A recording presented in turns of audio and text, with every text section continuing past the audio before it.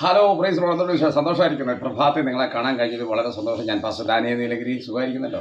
പിന്നെ ഞാനിപ്പോഴേ കൊച്ചിയിൽ ഈ 10-ാം തീയതി രാവിലെ കൊച്ചിയിൽ തോപ്പുംപടിക്കടുത്ത് ഉള്ളൊരു സ്ഥലത്താണ്. സ്ഥലത്തിൻ്റെ പ്രോപ്പർ സ്ഥലത്തിൻ്റെ പേരെനിക്കറിയത്തില്ല. നിലമ്പൂരുള്ള എൽഷഡായി ഗോസ്പൽ മിനിസ്ട്രീസ് ജോസേട്ടൻ്റെ ആ മിനിസ്ട്രിയുടെ കൂടെ ഞാനിവിടെ വന്നതാണ്. ദൈവത്തിന് സ്തോത്രം. ഇന്നലെ വന്നതാണ്. നാളെ കൂടെ ഞാനിവിടെ ഉണ്ട്. അപ്പം ഞങ്ങൾ പ്രത്യേകം പ്രാർത്ഥിക്കാൻ നന്ദി പറയുകയാണ്. നമ്മുടെ മിഷൻ ട്രിപ്പ് ഈ വരുന്ന 15-ാം തീയതി മുതൽ ആരംഭിക്കുകയാണ്. നിങ്ങൾ പ്രാർത്ഥിക്കുന്നുണ്ടല്ലോ അല്ലേ? മിഷൻ ട്രിപ്പ് ഇപ്രാവശ്യം കണ്ണൂരിലേക്കാണ്. അപ്പോൾ ആ സ്ഥലത്തെ ഓർത്ത് നിങ്ങൾ പ്രത്യേകം പ്രാർത്ഥിക്കണം. നിങ്ങൾ സുഖമായിരിക്കുന്നല്ലോ. ഞാൻ കഴിഞ്ഞ ദിവസം വിട്ട മെസ്സേജ് നിങ്ങൾ കേട്ട് കാണുമെന്ന് എൻ്റെ ചിന്ത. പല ആൾക്കാരും എന്നോട് വിളിച്ച് പറഞ്ഞു, പക്ഷേ മെസ്സേജ് എനിക്ക് വലിയ പ്രയോജനമായി.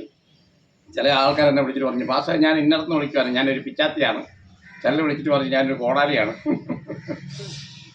നിങ്ങൾ സന്ദേശം കേട്ടതിൽ വളരെ സന്തോഷം. ഞാൻ ഇന്ന് ഒരു പ്രത്യേക കാര്യം നിങ്ങളോട് പറയാൻ വേണ്ടിയാണ് വരുന്നത്. നിങ്ങൾക്കറിയാമല്ലോ, ഞാനൊരു പെന്തക്കോസ് കുടുംബത്തിലാണ് ജനിച്ചത്. എൻ്റെ അപ്പം പാസ്റ്ററായിരുന്നു. അപ്പോൾ അവരെ പണ്ട് തൊട്ടേ ഈ ഫീൽഡിലായതുകൊണ്ട് എനിക്ക് അങ്ങനെ ഒരു സംവിധാനത്തിലാണ് ഞാനും വളർന്നു വന്നത്. അപ്പം എനിക്ക് ദൈവവചനവുമായിട്ട് ചെറുപ്പം മുതലേ ദൈവവചനമായിട്ടുള്ള ബന്ധം എനിക്കുള്ളൂ. അല്ലാതെ വേറൊരു ഇടപാടിൽ എനിക്ക് അറിയത്തില്ല. വേറൊന്നും വിചാരിക്കരുത് കേട്ടോ. ഞാൻ ഏതെങ്കിലും ഒരു ഓർത്തഡോക്സിന്നോ ഒരു മർത്തോമെന്നോ കാത്തലിക്കെന്നോ അതൊന്നും എനിക്ക് അങ്ങനെയൊന്നും പറയാൻ എനിക്കൊന്നുമില്ല. പിന്നെ ഞാൻ പാരമ്പര്യം പറയാമെന്ന് നിങ്ങൾ വിചാരിക്കരുത് കേട്ടോ. അങ്ങനെ ഞാൻ ഇതുവരെ എൻ്റെ വായിൽ നിന്ന് അങ്ങനെ വന്നിട്ടില്ല, പറയത്തുമില്ല. അതുകൊണ്ട് ഞാനീ പറഞ്ഞു വരുന്നത്, ഈ ദൈവവചനത്തിൽ നിന്നുള്ള കാര്യമല്ലാതെ എനിക്ക് ഒന്നും അറിയില്ല. എൻ്റെ ചെറുപ്പം മുതലേ ഞാൻ കണ്ടുവരുന്നത് ആത്മനിറവിലുള്ള ആരാധനയും അതിൻ്റെ എന്താ പറയുക, ആഴത്തിലുള്ള വിശ്വാസവും ആഴത്തിലുള്ള ഭക്തിയും ഒക്കെയാണ് ഞാൻ കണ്ടു വളർന്നു നിൽക്കുന്നത്. എന്നാൽ ഈ അടുത്ത കാലത്ത് ഞാൻ കണ്ട ചില കാര്യങ്ങൾ നിങ്ങളോട് പറയാതിരിക്കാൻ പറ്റത്തില്ല. നിങ്ങൾ ശ്രദ്ധിച്ചാൽ മതി. ഈ അടുത്ത കാലത്താണ് ഞാൻ അങ്ങനെ കണ്ടേക്കുന്നത്. പണ്ടൊന്നും അങ്ങനെ ഞാൻ കണ്ടിട്ടില്ല.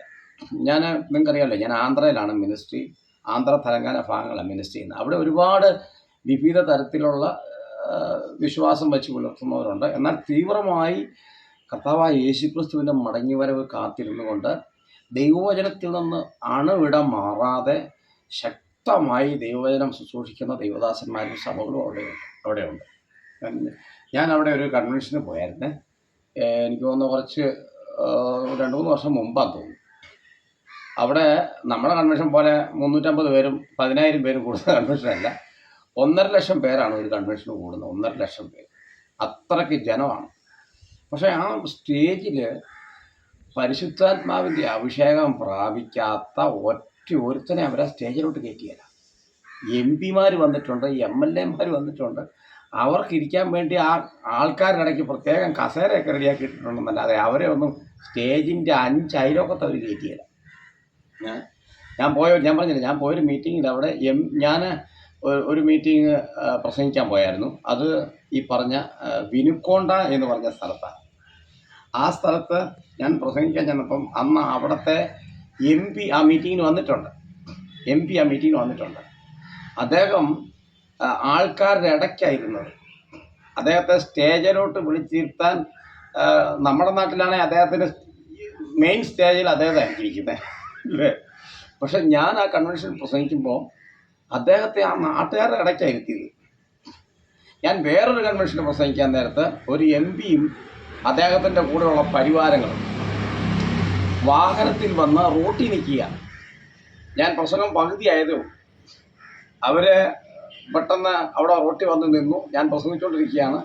ഉടനെ ഒരു പാസ്റ്ററോട് പറഞ്ഞു, പാസ്റ്റർ അദ്ദേഹം പ്രാർത്ഥിക്കാൻ വന്നിക്കാതെ പ്രാർത്ഥിച്ച് പറഞ്ഞു വിടുവല്ലേ എന്ന് എന്നോട് ചോദിച്ചു. ഞാൻ പറഞ്ഞു no no no no no, അവിടെ വെയിറ്റ് ചെയ്യാൻ പറഞ്ഞു. അവിടെ വെയിറ്റ് ചെയ്യുക. അങ്ങനെ ആ MP-യും അദ്ദേഹത്തോടുള്ളപ്പോൾ 2-3 വണ്ടിയിലുള്ള ആൾക്കാരും കൂടെ അവിടെ വെയിറ്റ് ചെയ്തു. എൻ്റെ പ്രസംഗം തീർന്ന് ഞാൻ പ്രസംഗം കഴിഞ്ഞ് പ്രാർത്ഥിച്ച് ആശീർവാദം പറഞ്ഞതിന് ശേഷമാണ് അദ്ദേഹം പരിവാരമായിട്ട് മുമ്പോട്ട് പ്രാർത്ഥിക്കാൻ വന്നത്.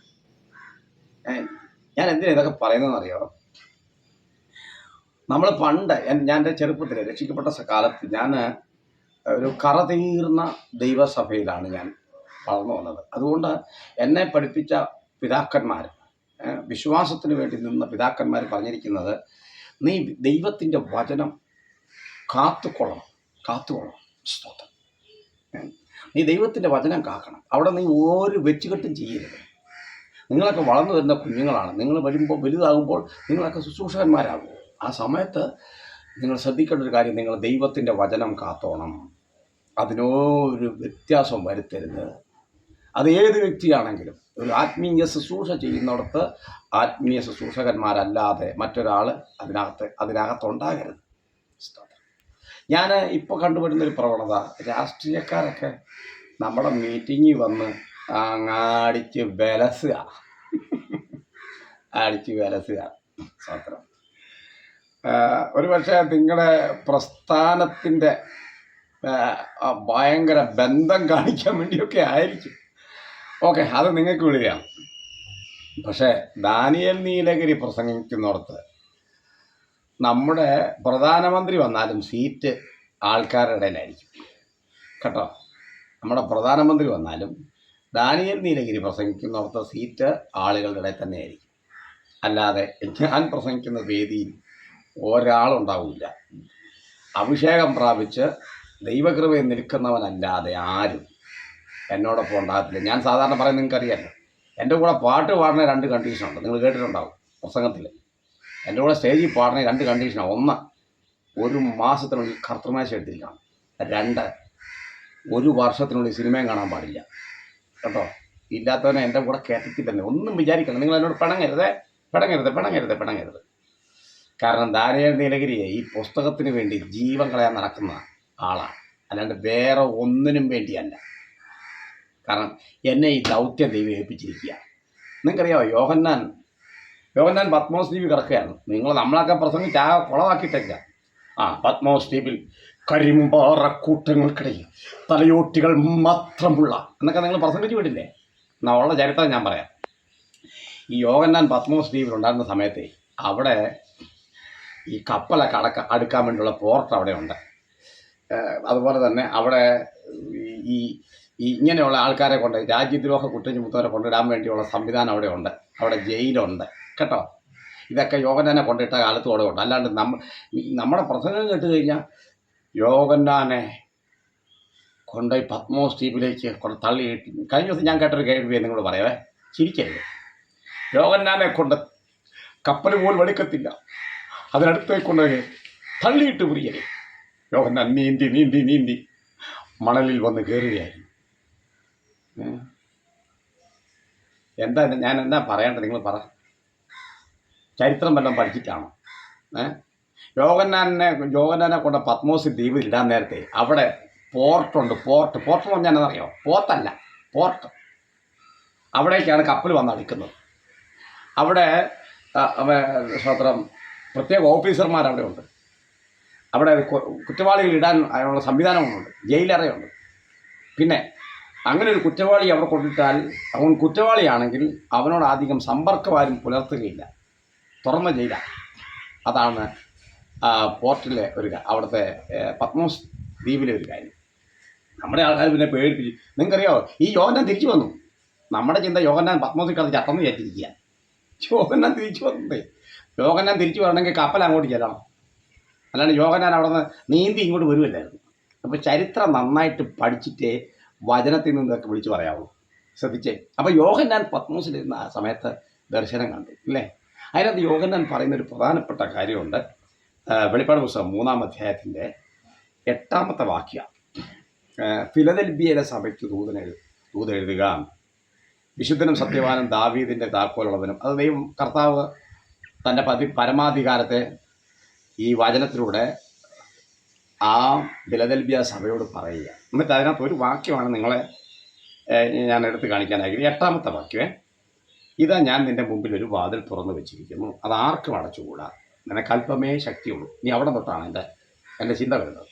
നിനക്കല്പമേ ശക്തിയുള്ളൂ. നീ വലിയ സെറ്റപ്പൊന്നും അല്ല. നിൻ്റെ കൂടെ കുറച്ച് നിങ്ങളുടെ കൂടെ ചിലപ്പം ഒരു 2000 പാസ്റ്റർമാരെ കാണുള്ളൂ. വേണ്ട, ഒരു 700 പാസ്റ്റർമാർ, വേണ്ട 30 പാസ്റ്റർമാരായിക്കൊണ്ട്. അല്പമേ ശക്തിയുള്ളൂ. പക്ഷേ എങ്കിലും നീ എൻ്റെ വചനം കാത്തു. വായിച്ചിട്ടുണ്ടോ ആ ഭാഗം? മലയാളത്തിൽ വചനം കാത്തു എന്നാണ് എഴുതിയേക്കുന്നത്. മറ്റുള്ള ഭാഷയിലൊത്ത് സമയം കിട്ടുമ്പോഴത്ത് വായിക്കണേ. ഞാൻ എല്ലാവരോടും പറയുന്നൊരു കാര്യമാണ്, ചുമ്മാ മലയാളം ബൈബിൾ മാത്രം വായിച്ച് പ്രസംഗിക്കരുത്. നിങ്ങൾ ആ മലയാളത്തിലുള്ള വാക്യം തമിഴിലോ ഇംഗ്ലീഷിലോ അത് ശരിക്കും എഴുതിയിരിക്കുന്ന ഗ്രീക്കിലോ ഒക്കെ എടുത്തൊന്ന് വായിക്കണം. ഗ്രീക്ക് അറിയാൻ പാടില്ലെങ്കിലും ഇന്നത്തെ കാലത്ത് എല്ലാം ട്രാൻസ്ലേഷൻ ചെയ്ത് കിട്ടും കേട്ടോ. അതൊക്കെ ഉപയോഗിക്കണം. എന്നിട്ടൊന്ന് വായിച്ചു നോക്കണം എന്നെ എഴുതിയേക്കുന്നത്. നീ എൻ്റെ വചനം കാത്തു. ദൈവം നോക്കിക്കൊണ്ടിരിക്കുക. നിങ്ങൾ ഇടപെടുന്ന ആത്മീയ ശുശ്രൂഷയുടെ എല്ലാ വേദികളിലും വചനം കാക്കുന്ന പരിപാടിയാണോ ചെയ്യുന്നത്? നീ വചനത്തിൽ നിന്ന് വിട്ടു മാറിയോ? ഒന്ന് ശ്രദ്ധിക്കണം. നല്ലതാണ് പ്രിയരെ. ഞാൻ ആരെയും കുറ്റപ്പെടുത്താനല്ല ഇത് പറയുന്നത്. ഇനി നിങ്ങൾക്ക് കുറ്റപ്പെടുത്തലാണെന്ന് തോന്നിയിട്ടുണ്ടെങ്കിൽ എനിക്ക് ഒരു കുഴപ്പമില്ല അതിനോട്. കാരണം എന്താ, എനിക്കിത് തിരുത്തി പറയാൻ അറിയത്തില്ല. അതുകൊണ്ടാണ്, ഒന്നും വിചാരിക്കല്ലേ. തിരുത്തി പറയാൻ എനിക്ക് അറിയത്തില്ല. ഞാൻ സാധാരണ പറയുന്നത്, എനിക്ക് വലിയ സാക്ഷ്യമൊന്നും പറയാൻ, ഞാൻ വെള്ളം അടിച്ചിട്ടില്ല, വീടി വലിച്ചിട്ടില്ല, കള്ളും കുടിച്ചിട്ടില്ല, പിന്നെ എനിക്ക് സിനിമ കാണാനും പറ്റിയില്ല. അപ്പോൾ അതുകൊണ്ട് ഞാൻ വലിയ പരിശുദ്ധനായിരുന്നിട്ട് നിങ്ങൾ എന്നെ കാണണ്ട. പക്ഷെ ഞാൻ ഈ പുസ്തകത്തെ കാത്തിട്ടുണ്ട്. ഈ പുസ്തകത്തിൻ്റെ പുറകെ ഞാൻ പോയിട്ടുണ്ട്. ആരെങ്കിലും ഒരു സുവിശേഷ വിലയ്ക്ക് 2 രൂപ തന്നിട്ടുണ്ടെങ്കിൽ ആ 2 രൂപ ഫീൽഡിലെത്തിയിട്ടുണ്ട്. അല്ലാണ്ട് ഞാൻ എൻ്റെ വയറ് നിറയ്ക്കാൻ വേണ്ടി ഉപയോഗിച്ചിട്ടില്ല. ഞാൻ ഒരിക്കലും സ്തോത്രം ആരെയും ഒരു പ്രസ്ഥാനത്തെയും കുറ്റപ്പെടുത്താൻ ഞാനില്ല. എൻ്റെ പണി അതല്ല. പക്ഷെ ഞാൻ വചനം പ്രസംഗിക്കുമ്പോൾ ഒരു മാറ്റം ഉണ്ടായില്ല. എൻ്റെ വചനം നീ കാത്തു, എൻ്റെ വചനം കാത്തു. ഞാൻ നിങ്ങളോട് ചോദിക്കട്ടെ, നിങ്ങളെ ദൈവത്തിൻ്റെ വചനം കാക്കുന്നുണ്ടോ? ലൈഫില്, നിങ്ങളുടെ പ്രവൃത്തിയില്, നിങ്ങളുടെ ഇടപാടില്, നിങ്ങളുടെ കൺവെൻഷനിൽ, നിങ്ങളുടെ പരസ്യയോഗത്തിൽ ഉണ്ടോ? കാക്കുന്നുണ്ടോ? ഇതാണ് ഞങ്ങളിപ്പോൾ പകൽ മുഴുവനും പരസ്യയോഗം നടത്തിക്കൊണ്ടിരിക്കുക. പല വണ്ടികളായിട്ട് ഏകദേശം 10-40 ദൈവദാസന്മാർ ഈ തോപ്പുംപടി ഭാഗങ്ങളിൽ ഇപ്പോൾ പരസ്യവും നടത്തിക്കൊണ്ടേയിരിക്കുക. അനേക കുടുംബങ്ങളിൽ ട്രാക്റ്റുകൾ. ഇന്ന് ഞങ്ങൾ ഒരു ചെറുപ്പക്കാരൻ, അദ്ദേഹത്തിൻ്റെ പേര് സാബു ജോർജ്. തീരെ വയ്യ. ഒരു സാധാരണ സൈഡിൽ ഇങ്ങനെ ആൾക്കാർക്ക് ഇരിക്കാൻ പറ്റുന്ന ഒരു പഴയ സിമെൻറ്റിൻ്റെ കട്ടിലിൽ ഇങ്ങനെ കിടക്കുകയാണ് മനുഷ്യൻ. അദ്ദേഹത്തോട് ആരും സംസാരിക്കുന്നൊന്നുമില്ല. ആൾക്കാരൊക്കെ ഇങ്ങനെ ഏതോ ധർമ്മക്കാരിരിക്കുന്നവരെ കാണുന്നു. പക്ഷേ പരിശുദ്ധാത്മാവിൻ്റെ ഹൃദയത്തിൽ പറഞ്ഞ് അദ്ദേഹത്തോട് സംസാരിക്കുക. ഞാനും എൻ്റെ കൂടെയുള്ള പാസ്റ്റർ ജെയിംസോട് ഞങ്ങൾ ഒരുമിച്ച് പോയി അദ്ദേഹത്തോട് പോയി സംസാരിച്ചു. ഒരു 1/2 മണിക്കൂർ സംസാരിച്ചപ്പോഴത്തേക്ക് ആ മനുഷ്യൻ ഹൃദയം തുറന്ന് സംസാരിക്കാൻ തുടങ്ങി. അദ്ദേഹത്തിന് ഭക്ഷണം കഴിക്കാനുള്ള പൈസയും കൊടുത്ത് അവരോട് സുവിശേഷവും പറഞ്ഞ് അദ്ദേഹവുമായിട്ട് നല്ലൊരു ഫ്രണ്ട്ഷിപ്പ് സ്ഥാപിച്ചു. ഒരു കാലത്ത് ഈ നാട്ടിനെ ഓട്ടോറിക്ഷ തൊഴിലാളിയായിരുന്നു അദ്ദേഹം. സ്തോത്രം. ആരും തിരിഞ്ഞു നോക്കാൻ റോഡ് സൈഡിൽ കിടക്കുക. എല്ലും അസ്ഥി കൂടെന്ന് വേണേൽ പറയാം അല്ലേ? അസ്ഥി കൂടം ഭയങ്കര കണ്ടാലും പ്രതീക്ഷിക്കുവാകില്ല. പക്ഷേ കുറച്ച് നേരം അദ്ദേഹത്തോട് സംസാരിച്ചപ്പോൾ അദ്ദേഹത്തിന് തന്നെ ഉള്ളിൽ ഒരു ശക്തി വന്നു. ഞാൻ എന്തിനത് പറഞ്ഞെന്ന് ചോദിച്ചു കഴിഞ്ഞാൽ, എൻ്റെ പ്രിയരെ, നമ്മൾ ഏത് മേഖലയിലും വചനം കാക്കുന്നുണ്ടോ എന്ന് നോക്കണം. നിങ്ങളൊന്ന് അങ്ങനെ ചെയ്യണം കേട്ടോ. നിങ്ങളങ്ങനെ ചെയ്യണം. പിന്നെ ഇന്നത്തെ കാലത്ത് ആളുകൾ, ഞാൻ പറഞ്ഞില്ല, രാഷ്ട്രീയക്കാരെ കൂടുതൽ ഇതിനകത്തേക്ക് കൊണ്ടുവന്ന അവർക്ക് 2 വാക്ക് പറയാൻ സമയം കൊടുക്കുന്നുണ്ട്. അതൊക്കെ നല്ലതാണെന്ന് ചോദിച്ചാൽ ഞാൻ ഒറ്റ വാക്കി പറഞ്ഞാൽ നല്ലതല്ല. VS അച്യുതാനന്ദൻ പറയുന്ന പോലെ നല്ലതല്ല കേട്ടോ. നല്ലതല്ലത്. നിങ്ങൾ അങ്ങനെ ചെയ്യരുത്, പ്ലീസ്. അങ്ങനെ ചെയ്യരുത്. നിങ്ങൾക്ക് അവരുമായിട്ട് ഭയങ്കര കൂട്ടും കാര്യങ്ങളൊക്കെ കാണും. പക്ഷേ ആ കൂട്ടും കാര്യങ്ങളൊക്കെ സ്റ്റേജിൻ്റെ താഴെ വെച്ചാൽ മതി കേട്ടോ. വചനം കാത്തേ അങ്ങനെയുള്ളവരെ കയറ്റിക്കൊണ്ട് വരരുത്. അദ്ദേഹം വന്ന് ബൈബിളിൽ നിന്ന് 2 വാക്യം എടുത്ത് പറയുമ്പോഴത്തേക്ക് നമ്മുടെ ആൾക്കാരങ്ങോട്ട് അങ്ങ് പോവുകയാണ്. പിന്നെ ഉയ്യോ, വിശ്വാസികൾക്കൊക്കെ വടിയും കൊണ്ട് പൗലോസ് പറയുന്നത്, ഞാൻ വടിയും കൊണ്ട് വരണമെന്നാണ് ചോദിക്കുന്നത് പൗലോസ് നിങ്ങളുടെ അടുക്കളേക്ക്. സ്തോത്രം. അതുകൊണ്ട് ഈ വർഷം മുതൽ ആ പരിപാടി നിർത്തണം കേട്ടോ. നിർത്തണം. അത് ശരിയായ നടപടിയല്ല. നമുക്കത് വേണ്ട. രാഷ്ട്രീയക്കാരോടൊക്കെ നമുക്ക് സന്തോഷവും സമാധാനമുണ്ട്. അവരെ കാണുമ്പോൾ നമുക്ക് സ്നേഹമുണ്ട്. അതൊക്കെ നല്ലതാണ്. ഇനി ഇങ്ങനെ പോയി കഴിഞ്ഞാൽ കുറച്ച് കഴിയുമ്പോഴത്തേക്ക് ഇപ്പോൾ നമ്മുടെ സംസ്ഥാന ഇന്ന രാഷ്ട്രീയ ഏതൊരു രാഷ്ട്രീയക്കാരനായിക്കോട്ടെ, ഏതെങ്കിലും പാർട്ടിയാണ്, ആ പാർട്ടിയുടെ ഈ കേരളത്തിൻ്റെ പ്രസിഡന്റ് നമ്മുടെ നടുവിൽ വന്നിട്ടുണ്ട്. അദ്ദേഹം ഇപ്പോൾ അപ്പത്തിന് വേണ്ടി പ്രാർത്ഥിക്കുന്നതായിരിക്കും എന്ന് പറയേണ്ടി വരും. പിന്നെ ലാസ്റ്റ് കുറച്ചുകൂടി കഴിയുമ്പോഴേ അത് കഴിയുമ്പോഴത്തേക്ക് രണ്ടാമത്തെ ദിവസം വേറൊരാൾ വരും. അദ്ദേഹം വരുമ്പം നമ്മുടെ ഇന്ന രാഷ്ട്രീയ പാർട്ടിയുടെ സംസ്ഥാന സെക്രട്ടറി വന്നിട്ടുണ്ട്, അദ്ദേഹം വീഞ്ഞിന് വേണ്ടി പ്രാർത്ഥിക്കുന്നതായിരിക്കും. ഇതൊക്കെ ഇനി വരാൻ പോകുന്ന കാര്യമാണ് ഞാനീ പറയുന്നത്. കുറേ കഴിയുമ്പോൾ അവർ തന്നെ ആശീർവാദം പറയും. സംഭവിക്കാൻ പോവാത്. അതുകൊണ്ട് ഇനി മേലാൽ അങ്ങനത്തെ പണി കാണിച്ചേക്കരുത്. നിങ്ങളങ്ങനെ ചെയ്യുവാണെങ്കിൽ നിങ്ങൾ ദൈവത്തെ ഓർത്ത് ഈ പുസ്തകം തൊട്ടടുത്തുള്ള ഏതെങ്കിലും പാവപ്പെട്ട ഉപദേശിയും കൊടുത്തിട്ട് നേരത്തെ പഴയ പണിയിലേക്ക് പോകുന്നതാണ് നല്ലത്. ഇതാ തനിച്ചു പാർക്കുന്നൊരു ജനം. ബാക്കി പറഞ്ഞേ. ജാതികളുടെ കൂടെ എണ്ണപ്പെടുന്നില്ല, രാഷ്ട്രീയക്കാരുടെ കൂടെ എണ്ണപ്പെടുന്നില്ല. പിന്നെ നിങ്ങൾ ബാക്കി എന്തെല്ലാം ചേർക്കാൻ പറ്റുമോ അതെല്ലാം ചേർത്തോ. തനിച്ചു പാർക്കുന്നൊരു ജനം. പണ്ട് ഞാൻ ഒരു സിനിമ, എന്നെ സിനിമയ്ക്ക് ആൾക്കാർ വിളിക്കുമായിരുന്നു, എൻ്റെ സുഹൃത്തുക്കൾ. എടാ വാള ഒരു സിനിമ കണ്ടു വരാം. ഞാൻ എന്നിട്ട് പറയുന്നത് നിങ്ങൾ പോക്കോ, ഞാനും ഇല്ലെന്നത്. ആ സമയത്ത് അവരെന്നെ വിളിക്കുന്ന അന്യഗ്രഹ ജീവി എന്നെ അവരന്ന് വിളിച്ചിരുന്ന കേട്ടോ. അവനൊക്കെ ഇന്ന് രക്ഷിക്കപ്പെട്ടു വന്നു. എന്നെ കാണുമ്പോൾ അവർ പറഞ്ഞത്, അയ്യോ എൻ്റെ മാസ്റ്ററെ, നിങ്ങൾ ആ ചെറുപ്പകാലത്തെ, നിങ്ങൾ ആ പള്ളിക്കൂടത്തിൽ പഠിക്കുന്ന കാലത്തെ, നിങ്ങൾ ആ കോളേജിൽ പഠിക്കുന്ന കാലത്തെ നിങ്ങളൊക്കെ ഞങ്ങളെ വിളിച്ചിട്ടുണ്ട്, നിങ്ങളൊന്നും വന്നില്ലല്ലോ. പക്ഷേ നിങ്ങളെ കൂടെ ആരാധിക്കുന്നവരൊക്കെ ഞങ്ങളെ വിളിച്ചു പറഞ്ഞു, അവരൊക്കെ ഞങ്ങൾ വന്നിട്ടുണ്ട്. പക്ഷെ നിങ്ങളൊന്നും വന്നില്ല, ഇന്നും വരുന്നില്ല. നിങ്ങളുടെ വിശ്വാസം ഭയങ്കര. ഞാൻ പറഞ്ഞ എൻ്റെ വിശ്വാസം ഭയങ്കരമായിട്ടില്ല. ഞാനൊരു കാഹളത്തിന് വേണ്ടി വെയിറ്റ് ചെയ്യുന്ന ഒരു ഉപദേശിയാണ് കേട്ടോ, കാഹളത്തിന് വേണ്ടി. അതുകൊണ്ടാണ് എനിക്ക് സ്ഥാനമാനങ്ങളോ അങ്ങനെയുള്ള കാര്യങ്ങളൊന്നും എനിക്ക് താല്പര്യമില്ല. പിന്നെ ഞാൻ ചെയ്യുന്ന ഡ്യൂട്ടി പലരെയും കണ്ടിട്ട് ഞാൻ എന്ന് പറഞ്ഞാൽ പല ആൾക്കാർ അറിയാതെ ഞാൻ ചെയ്യുന്ന ഒരുപാട് കാര്യങ്ങളുണ്ട്. അത് ചാരിറ്റി ആയിരിക്കാം, അത് നമ്മൾ പബ്ലിക്ക് പറയാറില്ല.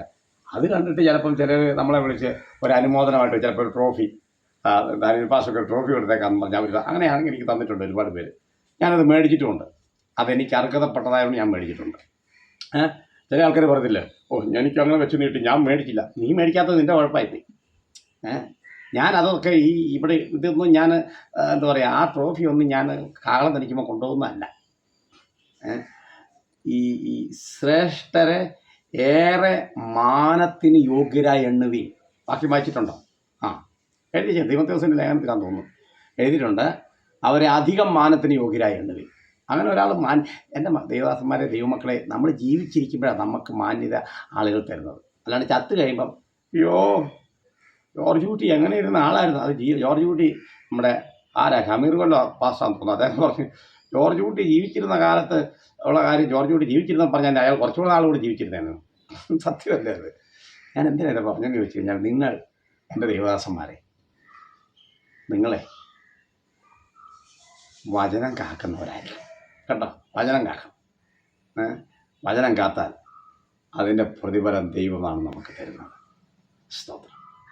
ഇന്ന് വരെ ഞാൻ എത്രയോ സ്ഥലങ്ങളിൽ പ്രസംഗിക്കുന്നു, എത്രയോ സ്ഥലങ്ങളിൽ ശുശ്രൂഷിക്കുന്നു. അവിടെ ചെല്ലുമ്പോഴേ ഞാൻ ചോദിക്കും, ആരെങ്കിലും രാഷ്ട്രീയക്കാർ സ്റ്റേജിലുണ്ടോ എന്ന് ചോദിക്കും. പാസ്റ്റർമാരോട് വരുമില്ല, ആരുമില്ല. ചിലപ്പോൾ MLA വരുമായിരിക്കും. ചിലർ പറയുന്നത് MLA വരുമായിരിക്കും. വന്ന ആൾക്കാരുടെ കൂടെ സീറ്റ് അവിടെ കൊടുത്തേരും. ഒരു കസേര അദ്ദേഹത്തിന് പിടിച്ചിട്ട് കൊടുത്തേരും. നല്ല കാര്യം, MLA അല്ലേ, അദ്ദേഹത്തിന് ഇല്ല.